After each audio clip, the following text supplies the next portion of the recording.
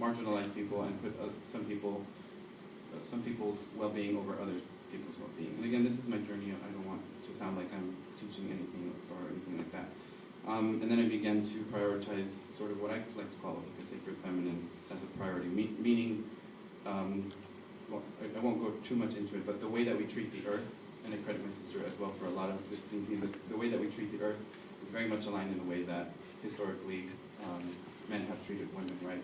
This right to take whatever you want and this right to just use whatever you want when you want it. So I could not, after I found this for myself, I could not go back. I could not go back to the way that I had seen things before because they just no longer made sense. And then the fifth piece is when I guess I found spirituality in a different way. You know, I thought I was going to be an atheist all the time, but it didn't work for me. I don't think, given my history, all of the mystical traditions that were sort of destroyed when Western thinking came into the Americas, I was curious. I said, you know, especially, like I said, as my curiosity with like the sacred feminine began, I began to look at female-centered religion as an important part of my spiritual practice. In other words, looking at the earth as a central component of my spirituality. I don't want me to say that like I worship the earth or anything like that. I think that would be very reductive of what I believe. But looking at beyond what I've been taught and really constructing for myself something that made sense for me right now. And that means interconnectedness. That means like a balance, a sacred balance between individuals. I began to study mystics like Carolyn Mice and Louise Hayes. And then I began to study indigenous religions, which I feel were lost through the colonization process, but do offer a lot of wisdom. So my practice now is like a smorgasbord of different beliefs. I keep reading, I keep dialoguing with myself and others. And I've been reading a little bit of Joseph Campbell. He's a man who studied religions across the earth. He considered himself a mystic. He studied a bunch of just all types of religion, from tribes up to large institutionalized religions. And he really looked at what he called the monomyth, which is something that's repeated over and over in these stories, right? Either with the story of Jesus or the story of Buddha. But it's really about a hero's journey, so the importance or the need for our psyche to look at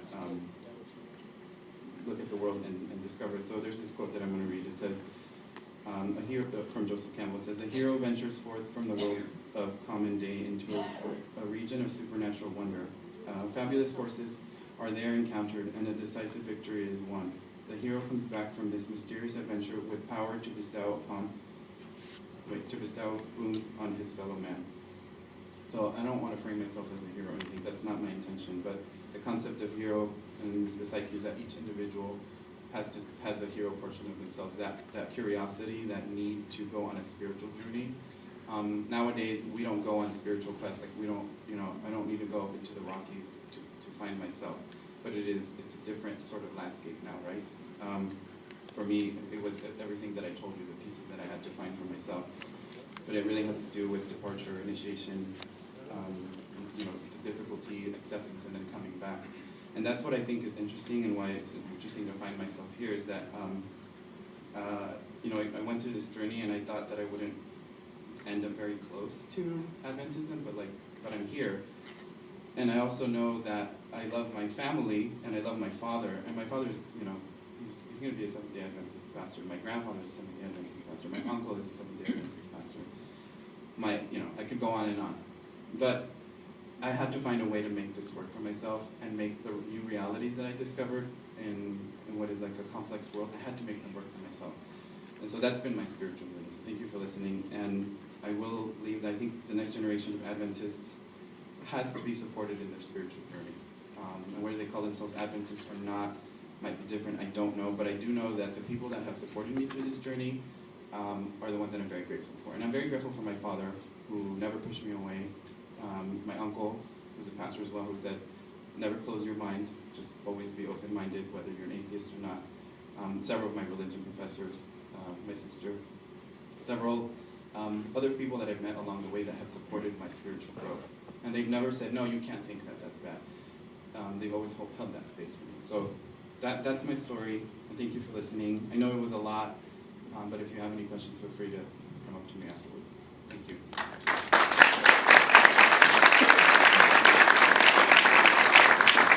As I said, we're going to be passing out cards that you can write questions on. You can address them to individuals or the panel at large. Next is Dr. Keisha McKenzie.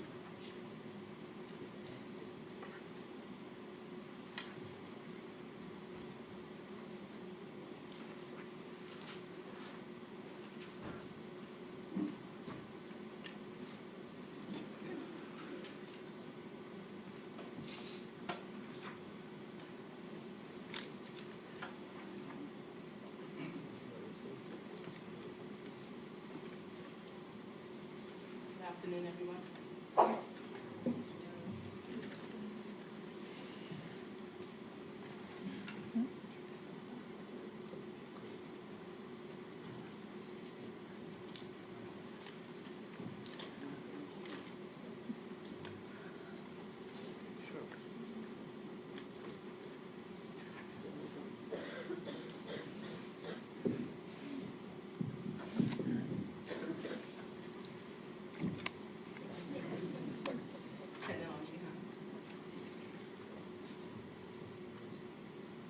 So what I'm going to do in the next few minutes is tell you a little bit about my beginnings.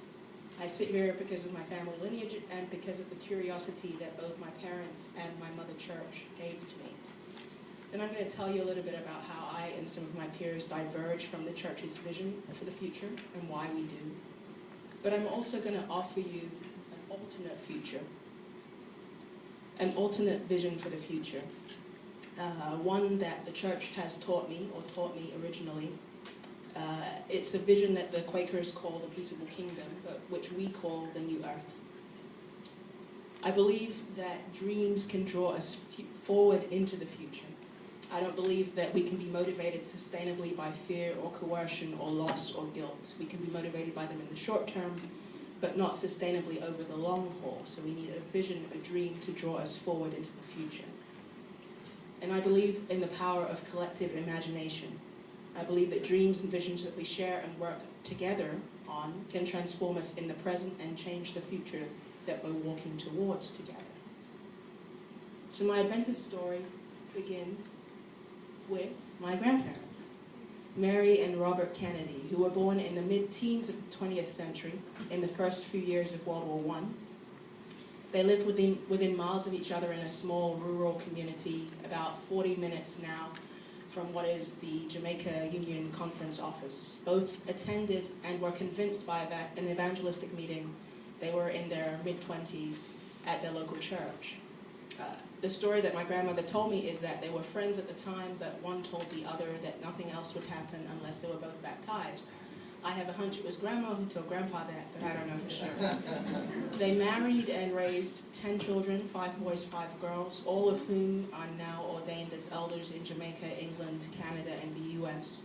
All of them are active in the church, and some of them, their children, are also active in the church. One is an Adventist minister with 44 years of church service, and all of them now in their late 50s to early 70s are becoming more fundamentalist as the years pass.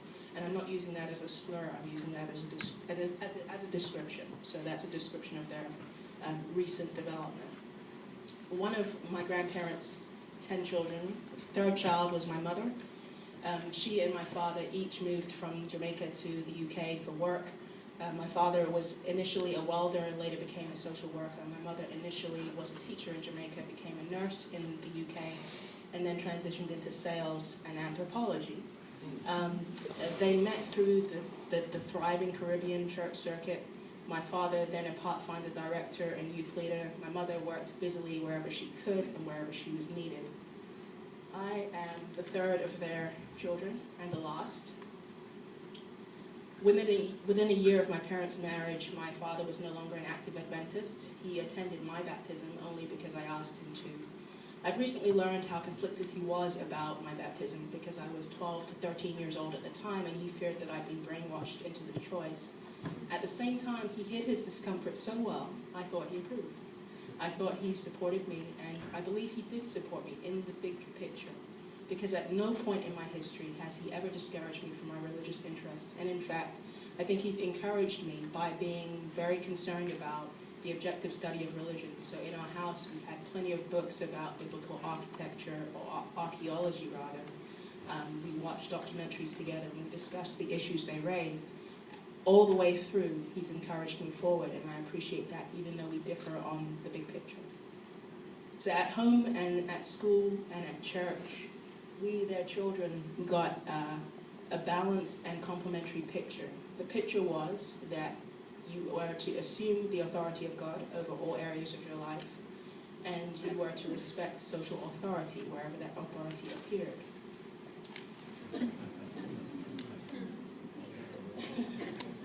So these next two pictures, my mother being beside me, me doing some kind of poem or something else, that is an illustration of my spiritual and leadership legacy. My grandmother taught my mother how to say poems, and she gave poems in church, and my mother taught me likewise. The context that we grew up in, however, was the UK in the 80s and 90s, and between Margaret Thatcher and Tony Blair, we got, again, that complementary picture of conservative social morality and a high respect for personal development through education. So the authoritarianism, or soft authoritarianism of the UK during that period matched the culture of Adventism, the first and second generation Adventists that I was around. They were immigrants as well, so I resonate with this very thing. I think that the encyclopedia connection, I said that my mother went into sales. She went into encyclopedia sales. So we grew up around World Book Encyclopedia and Encyclopedia Britannica, and I think that's important for reasons I'll explain shortly. My baptism at 13 years old was a turning point for me in terms of my spiritual life, because my mother, who is by nature hands-on, backed off in the sense that she didn't spiritually micromanage me. She ensured instead that I had a lot of role models around me, positive role models. I was engaged with my local congregation. And with these resources, I was able to develop my own sense of spiritual discernment. It's taken me in the last decade and a half in a different direction than she would have stage managed had she been in charge. But I think at the time I took my baptism as a sign that she wasn't in charge, that God was in charge of me, and that I was responsible for what happened to my soul, the text being Christ in you, the hope of glory, and that's the mystery, that you develop this relationship with your spiritual parent and move forward in guidance, close relationship with him. That's the mystery that we teach. I also had 9 months of pre-baptism study with my pastor. And within a couple of years, because I was a self-directed learner, realized that filling in the blanks was not study. And so I ended up picking up the teacher's version of the quarterly, studying the adult lesson on my own in addition to my childhood quarterly. And by the time I went to Jamaica for college, I was using the teacher's version of the adult guide. So in college in Jamaica, I lived with my grandparents for those 6 years, and my mother joined us within a year. West Indies College became Northern Caribbean University, and it chose the motto Ubi Semper Discimus, which means we are always learning, where learning never ends. I took that very seriously. I also took seriously the vision that we had more truth to be revealed, precious rays of light from the Word of God, that we had as much to learn as unlearn. And revelation was progressive, not fixed decades or years or centuries behind us. But while at college, I saw some of our academics struggle to bring these principles into practice because of an authoritarian environment. Power pooled at the top. Only a very narrow band of beliefs was acceptable, and so creativity was constantly limited, and progress was slow and determined unilaterally. I channeled my discontent into studies and writing, and I did very well academically, but I found myself at odds with gatekeepers from time to time. So there was that one time when a writing instructor asked us to prepare an essay on a topic of our choice, and I chose the topic of, I wanted to explore the question of why, as Adventists, we called ourselves the people of the book, but were so bonded to non-biblical traditions. And so he asked me to read my paper out loud in class, and as soon as he heard my thesis statement, shut me down, because non-Adventist students were present, and we couldn't have that discussion with non-Adventist students in the room.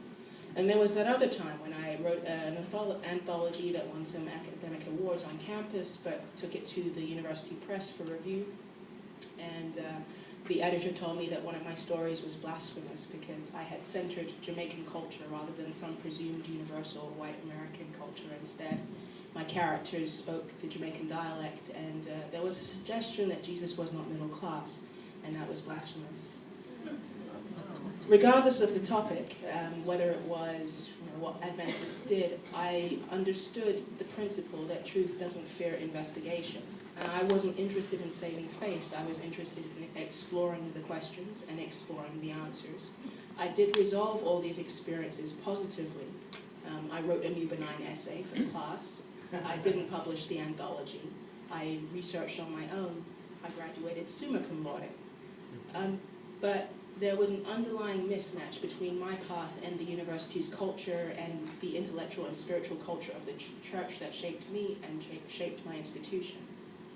So a friend of mine recently wrote that as Christians we seem to lie to ourselves about what it means for organizations to evolve throughout history. I agree with that, and I'd say that we also lie to ourselves about what it means for individuals to evolve throughout history. We're probably in denial about evolution, period. Your second M. Scott Peck reference for the day comes from this book, The Different Drum.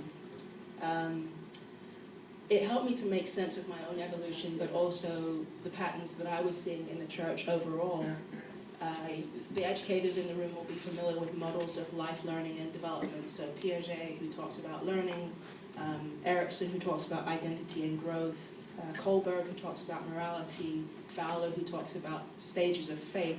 What M. Scott Peck talks about in this book is a spiritual life cycle. So he suggests that there are 4 stages.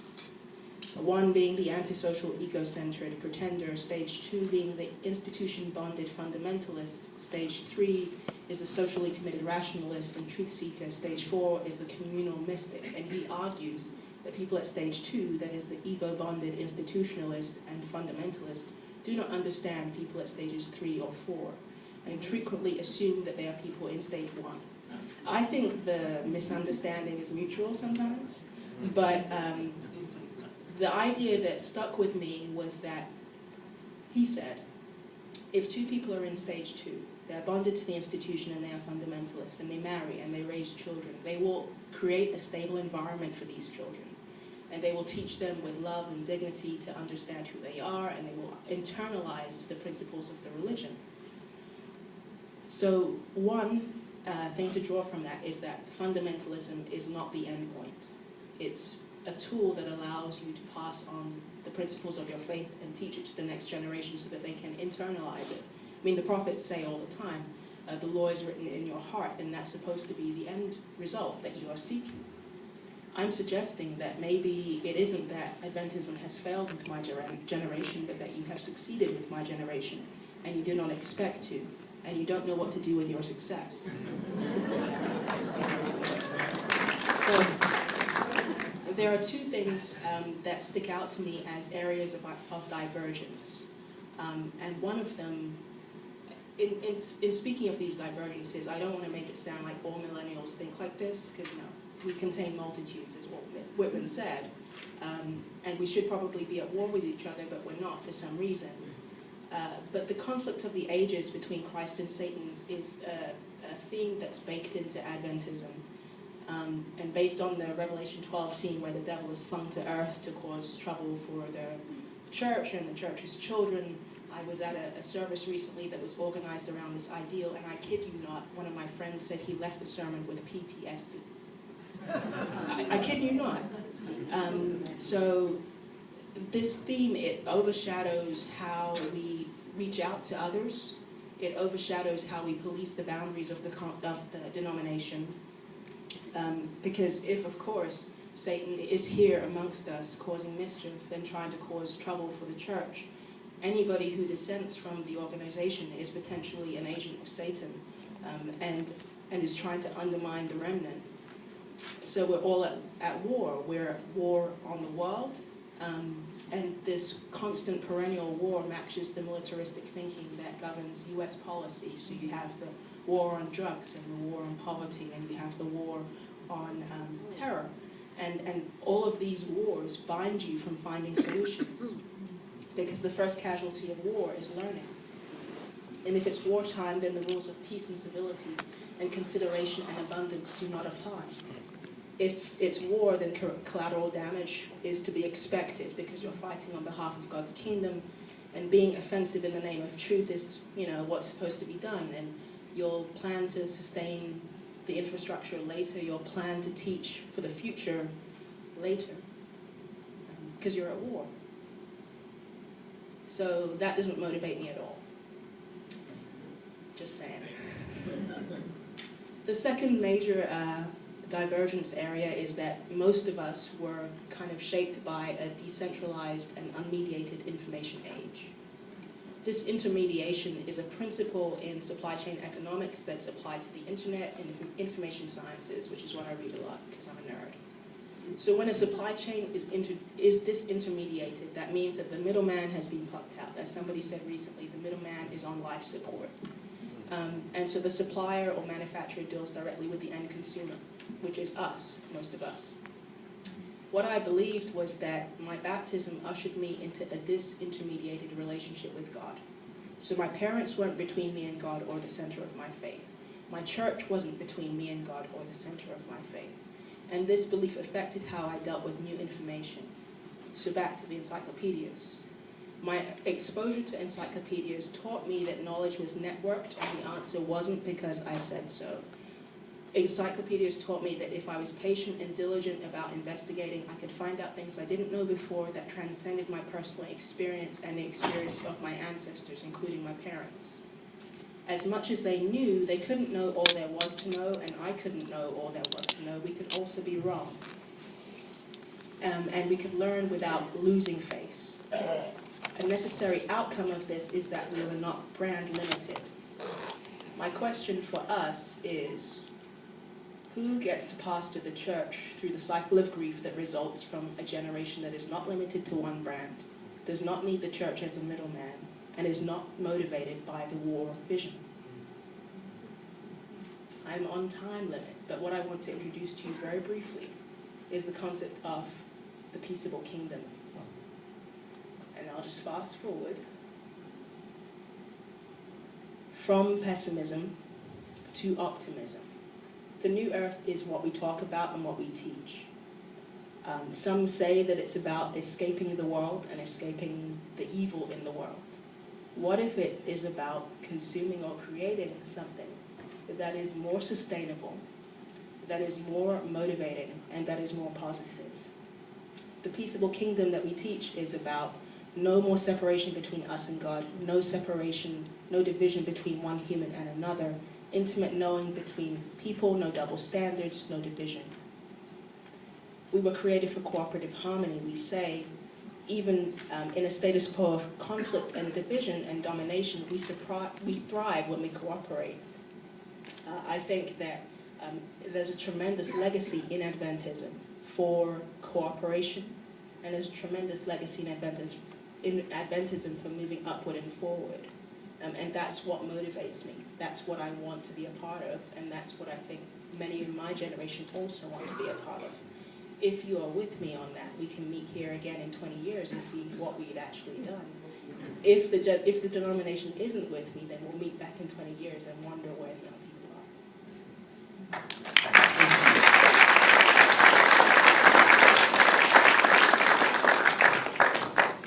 Edgar Momplaisir next.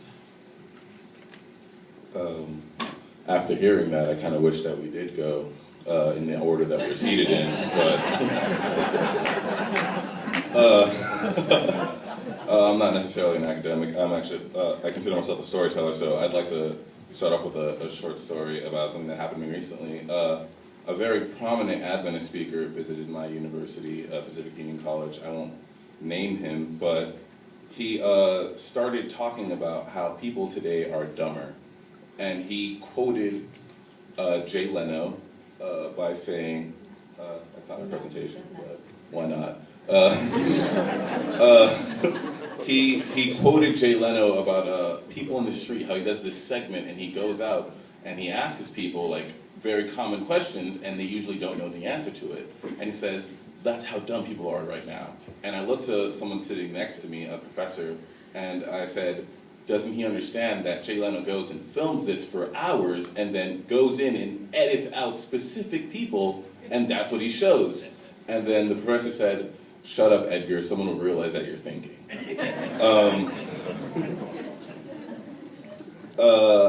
I was born in New York City, 1991, and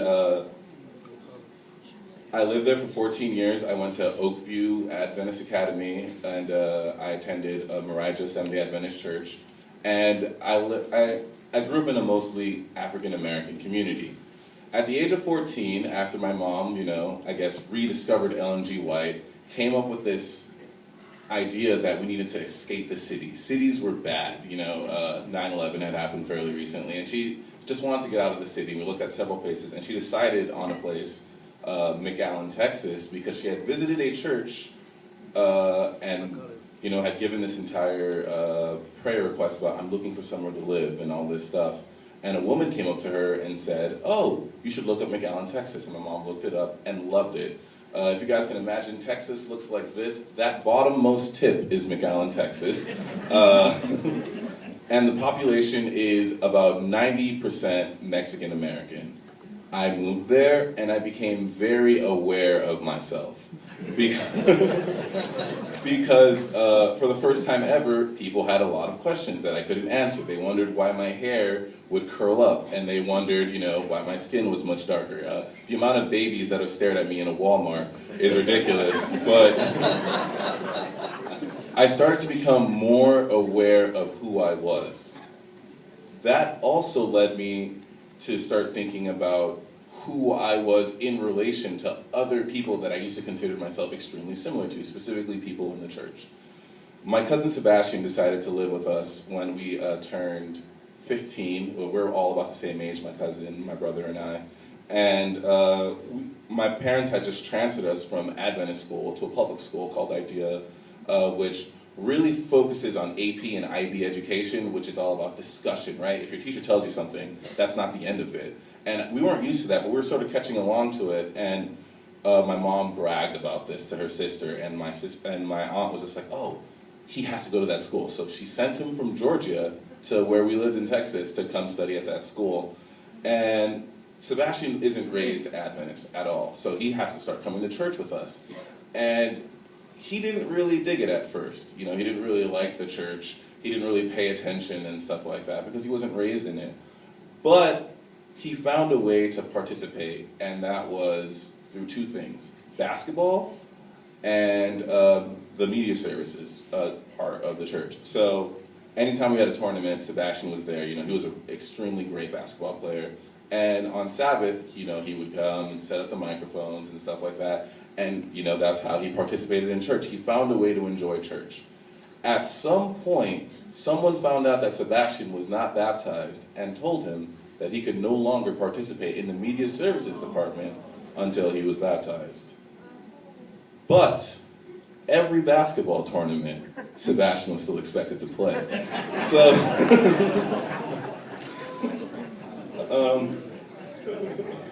So I started looking at stuff like that, and I started becoming aware of what people expected from me and what people allowed me to do. And that I also ran into that problem at Pacific Union College, is the school that I study at, where I understood that people expected certain things from me and allowed me to do certain things. So one of the things is, obviously, I am African American, but people expected me to enjoy certain things and hold certain values, and I will tell you right now that I do not, I guess this applies to a younger audience, but my favorite band is Fall Out Boy, which isn't exactly stereotypical as it goes for African Americans. And I remember that being really hard for my friends to grasp onto. Something that I constantly got was, Edgar, you're the whitest black person I know. You're so, when we got a black friend, we were so excited, but you don't do any of the things that black friends do. So they were really disappointed in that. But, I thought, yeah, that's cute. But then I started receiving that at an institutional level, where I would run into certain problems, and because I was an African American student, certain things that I did were seen as rebellious or troublesome because I'm black, and obviously I'm doing this as a form of rebellion. A word that gets constantly associated with me is thug. And recently, I don't know if you guys know of a player called Richard Sherman who played for the Seattle Seahawks. Thank you. He did something amazing where, you know, he stopped a play to basically take his team into the Super Bowl. And after the game, he went to go shake Cameron Crabtree, not Cameron Crabtree, he went to go shake the other player's hand, and the player slaps him in the face. So during his interview, Richard Sherman hypes himself up and talks about he's the best player in the world and all these things. The media blows up and starts calling Richard Sherman a thug. He's a thug for talking that way. He's a thug for not, you know, just being an athlete. We expect our athletes to just be athletes. They can't talk out loud the way that Richard Sherman did. And Richard Sherman went and responded and he said, thug is the way for people to say the N-word nicely. And I thought about that because I was constantly being associated with the word thug, and I didn't understand as to why, specifically in the Adventist church. Back in my church in Texas, when I would wear I started experimenting with how I dressed. Because I went to Adventist school, I was usually required to wear, you know, the khaki slacks and the top. But then I went to public school, and I was just like, I need a wardrobe. I needed a way to, you know, identify myself, because I can't just go wearing slacks and a polo shirt every day. So I came into, you know, really liking skulls. I really enjoyed skulls, and I really liked skinny jeans. So I started wearing this, and people at my church were just furious with it. They're like, oh, you must be some kind of gangster because you like these skulls and stuff like that. And I didn't understand it because I don't find myself to be a gangster. When a thug-looking person walks into a restaurant, I get scared the same exact way.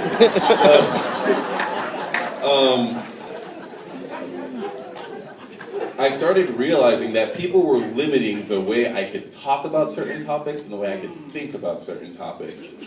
I ran into a lot of trouble at Pacific Union College where I would start thinking about, a question that I brought up and I got in a lot of trouble for is, Ellen G. White is a prominent figure in the Adventist church, obviously, but I said, why do we take so much advice from someone who got hit in the head with a rock? And I got in a lot of trouble for saying that, and I couldn't understand why, because I asked the question very seriously, like, you know, I was actually thinking about it. This person was hit in the head with a rock, and we take her writings as seriously, and if that happened today, we would dismiss that person. So my a response that I really, really hate, and I've gotten a lot in my life, is there are things that God understands, and there are things that we as people understand. Or another one would be, those are questions that you can ask God in heaven. And continually running into those stumbling blocks really, really angered me, especially because I had a lot of those questions about race and stuff like that. And I found that the more I talked about it and the more I challenged the system, the more I was treated as a dissident. And that really bugged me because I felt like I wasn't. I felt like I was a part of, you know, the church. Like, you know, I was in the choirs. I did all these things. I just had different opinions. So constantly receiving that backlash for just thinking outside of the box wears on a person. My senior year, I returned to Adventist Academy for personal reasons. And, you know, I became really depressed because I had a hard time fitting into Adventist school because I was considered different for, you know, listening to rock music or not necessarily fitting into the Vespers and stuff like that. And I found a hard time finding a way to, you know, express my views to certain people because if I did, I would be treated as an outsider. So now, to be honest with you, I don't identify with the Adventist Church at all. I consider Pacific Union College, when I graduate from PUC, I consider it as kind of like, you know, the last year, a breakup in a sense with the Adventist Church. And it's because of just the fact that every time I've tried to express how I feel or express certain alternative thoughts, I've been hit with such, you know, I've been punished several times. I've been told to be quiet several times. And I think that a church that isn't willing to let people grow the way that this world is allowing us to grow. I mean, I was talking about this earlier. We now as a society are so personalized. when I turn on Hulu Plus, it tells me exactly what I want. Like, it's just like, you would love these shows. So if I can't get that from my spiritual community, but I can get that from an app on a computer, it's, you know, it's really depressing. So I think that that's something that I really wanted to focus on and talk about with you guys, is that as a church, we need to find ways to include more people who aren't exactly traditional Adventists. You know, there needs to be a church for people who are like me. And like I was saying earlier at the Sabbath school I attended, I feel like in the future you're going to get a lot more Adventists like me than you are going to get Adventists like Ellen G. White. And we're going to run into a problem because we ascribe to beliefs strictly that apply to people like Ellen G. White. So, I don't know, I guess that's my point, is I would like for the church to find ways to accept outside thinking. The word I like to specifically use is doubt. How is doubt healthy to a spiritual journey and stuff like that? And how do we treat dissidents? I'm probably messing up this quote, but Dr. Alvin Fulton, who's actually gotten into a lot of trouble at PC recently, but he has a quote on his door that is really important to me. And he says, a democracy is not treated by, or is not judged by how it treats its insiders, but actually how it treats its outsiders.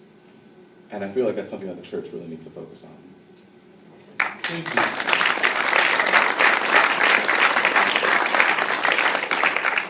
Next, Pastor Courtney Ray.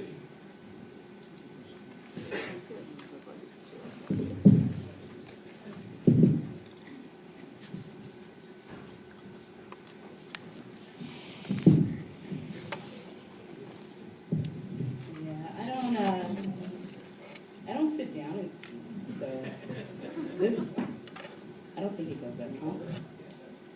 Doesn't? Oh, look at that. That's very cool. Yeah, that was good. All right, very cool, very cool. So I have to be the one who's different, right? But, you know, I'm a pastor, so I don't like sit and talk. That's not how I roll usually. But today, I just wanted to talk about the danger of dichotomy. I don't know if any of you are familiar with Chimamanda Adichie. Okay, so she had, some of you may know, well, maybe not this audience, but some of you may know her part of a talk that she gave that was about feminism, got sampled on the recent Beyonce album. But looking at this audience, I don't think a whole bunch of you are like totally into Beyonce. Maybe I'm wrong. Maybe I'm wrong. Maybe you have it on your iPad right now. But my first introduction to her spoken word was a TED Talk that she gave where she talked about the danger of a single story. And basically, her point was, distilled very, very, very much, was we have these stereotypical ideas of what things are.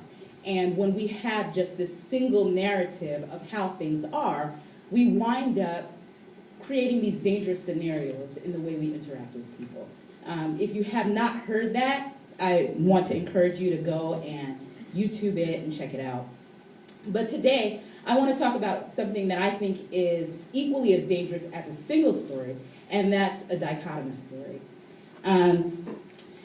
We as a society have become very much accustomed to thinking that there are only polar opposites, that things have to be one extreme or another, and there's no middle ground.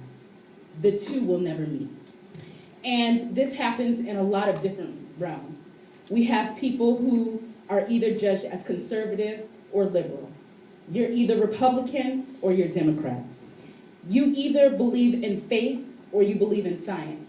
And one of the things that is not on my little sketch is that I'm both a pastor and I also am a researcher at the Behavioral Neuroscience Lab here at Loma Linda. And for a lot of people, I'm a walking oxymoron, because how can you be both a person of faith and you research neuroscience? That doesn't make sense, right? You can't do both. You are either somebody who's emotional or you're somebody who's thoughtful. Now, none of these so far are negative things, but sometimes our dichotomies can get a little bit skewed in the negative direction. You're either anti-life or you're anti-choice. When you talk about feminism, there's only two brands. You are either prudish, where you teach women to be ashamed of their bodies, or you believe in lasciviousness, which means that, hey, women are to be objectified, and that is a brand of feminism as well. But there's no other stories that you can tell. You're either colorblind in your approach to race, or you're segregationist in your approach to race. And to me, both of these are actually insidious forms of racism. And, well, colorblindness being racism is a topic for another day, but it is, just so you know. Because there's only two ways of looking at things. There's always just us or them. And I think that this is something that our society has thought about, and this is something that they've accepted. And even though our generation is supposed to be the millennial generation, which is the post-modern generation, we fall into these traps of making sure that we are either this or that. We say that we don't like labels, but we label ourselves and we allow other people to label us a lot as well. And we believe that there's no other way that you can navigate the world except to say that you are one thing or the other. And of course, this also applies to the church as well. And there's no doubt that Adventism, specifically, and Christianity in general, adopts this whole dichotomy thing, because that's what the Bible teaches, right? That's what Jesus said, that you're either, if you're not for us, then you're against us, right? That unless you are on our side, then you're obviously an enemy, right? Well, I want to show you Mark 9:40. It actually says the exact opposite. Jesus says, "For he who is not against us is for us." We usually take this thought and say, unless someone is for us, and unless they are someone who says that they are in our camp, then we should treat them as enemies. They're not people that we need to associate. But Jesus actually says the exact opposite. He says, whoever is not explicitly against you is someone that you should embrace. Whoever's not against you is for you. That's not what we think, right? That's not how we've been taught. We've been taught that the people who think like we do, the people who believe like we do, those are the people who we can trust, and everybody else is our enemy. And that's the total opposite of anything Jesus ever said. And so I wonder why we get into this mode and why we get into this mind frame. And I've noticed that that's kind of something that's a running theme in Adventism. I often talk, even though I'm an Adventist pastor, I often talk about Adventists as if they are an external group. And I often will joke with people like, you Adventists are so funny. And the reason why is because I was not raised Adventist. And it's a little bit weird because I was an Adventist as a child growing up, but I wasn't raised Adventist. My family's not Adventist. And I also grew up in New York. and in New York, I don't know if any of the public school systems actually in California are actually quite nice. But in New York, the public school systems really stink. And I can say that because I went to public school there, and I also taught there, and it's really, really depressing. But the state of education in America is also another topic for another day. So if you are able to afford it, or if you are able to scrap together enough money to afford it, anybody who has enough sense to decides that they will not put their child in a public school, but they will put them in a private school. And the largest private school system in New York City is the Catholic system. And I often joke that if I had gone to Catholic school, I might be a Catholic nun instead of an Adventist minister right now, but I actually wound up going to an Adventist school. This is my school, R.T. Hudson Elementary School. It was actually right around the corner from my house. And that's how my parents found it, and I wound up going there. But before I went to this school, I went to another school across town. And it was a very small private school. And we were really, as I look back on it, I'm like, my school was a little bit militant, actually. Like, we talked in second grade about different social classes. We talked about different types of government, laissez-faire versus bourgeoisie. And, like, this is second grade, you know what I'm saying? Like, this is our little diversity class, and the people who were in our class were all different ethnicities and all different religions. I mean, I remember knowing what Buddhism and Islam and Christianity and Judaism all had in common and all differed in when I was in second grade. We went out to go and talk to people about social justice, and I remember very distinctly that some of our field trips were like protest marches in Harlem. And so like this is the school that I went to before I moved across town in the Bronx, and I wound up going to the Adventist school.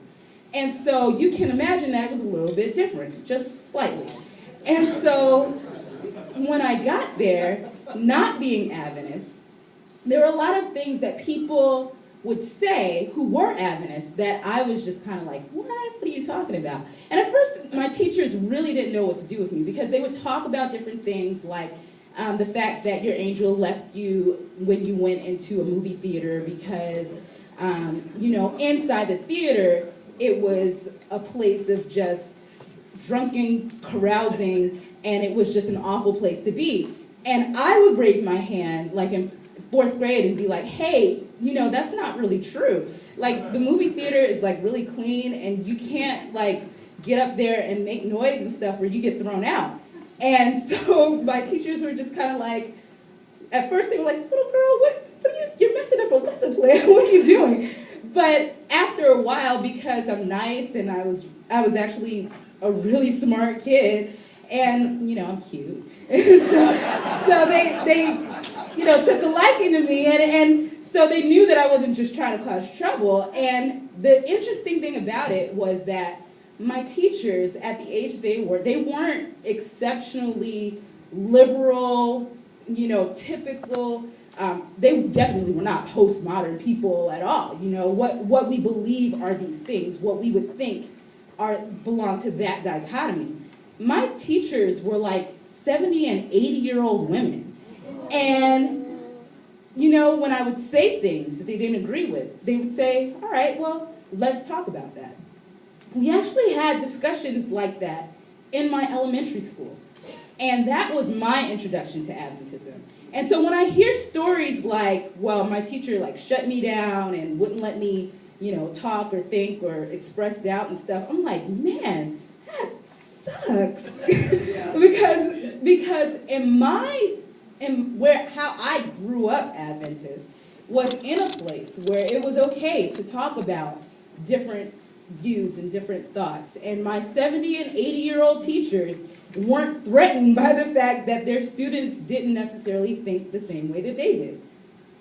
And so for me, that kind of gave me the opportunity to explore my own faith and the ability to ask questions about different sorts of religions and different ways of looking at God. And I decided, not my parents, because they're not Adventists, they didn't really care. They're like, okay, well, as long as you're not like into anything satanic or anything like that, then that's cool. You can totally go to church and stuff, and you know. And besides, you know, black people are either Muslim or Christian anyway, so they're like, okay, so you're not going to be into Islam, all right, so you'll be into Christianity, cool with us. And you know, that was good. And so for me, I came to my relationship with Christ in a very independent sort of a way. But I found out when I went to academy that not everybody's situation was like that. And there were some people who were really bitter against the church and really bitter against their parents because they were forced to go to church. And they were forced to believe certain things, and they were never given the opportunity to explore. And when I went to Andrews, I found that even more so, because you see people from all these different walks of life, and people who were not necessarily from backgrounds where they were able to explore. I met a lot of people from the Midwest, and a lot of people who have been raised in this very strict way of thinking, that you are either for us and there is only one way that we are, or you are them. And when you're confronted with that, and you find out that there are things that you have in common with them, then you start to think, well, then I'm not part of us. So I guess I have to go. I don't have a place here. There's no place for me to be. And that I found was very sad, because I was the one who chose Christ, and I was the one who fell in love with Jesus, and I wanted my friends to know that there was a God who they could fall in love with too, and he didn't have to be this person and this version that their parents or their society or whoever else told them that God only was. So when I decided what I was going to do for the rest of my life, I said, you know what, I want to be somebody who tells people about who God is. And so I decided to go into ministry. And interestingly enough, I spent some time in Maryland as a pastor, and I went to Central California to be a chaplain, because I wanted something a little bit different than church ministry. And I was like, oh, there's an opportunity to work directly with teenagers, like in school, and be with them 5 days a week, and that'd be so awesome, because we can have like dialogue and all this kind of stuff. But if you have ever worked for institutional Adventism, and I'm not like talking about just the church, I mean like educational Adventism, it's not all free and do whatever you want, like not by a long shot. And for our academy, we had 7 constituent churches. And there were some that were on one side of the liberal spectrum and one side who were in the conservative spectrum. And so you have all these different people who wanted their brand of theology and their brand of Adventism taught. And for somebody who's a chaplain and a Bible teacher, it is like the worst job at an academy, because people want you to teach what they believe. And I remember one day, I had a lesson for the juniors and seniors. And I told them, and we were going to study the Sabbath. And I told them to look at the different verses in the Bible that have to do with the Sabbath and to read their context. And what I wanted them to do was to go home, study these texts, what it was that they saw surrounding these texts, and to draw conclusions about principles about the Sabbath. Well, interestingly enough, I had 2 visits from parents the next time we had class. And one of those visits was from the parent of the very liberal church. And she said, you know, having this lesson where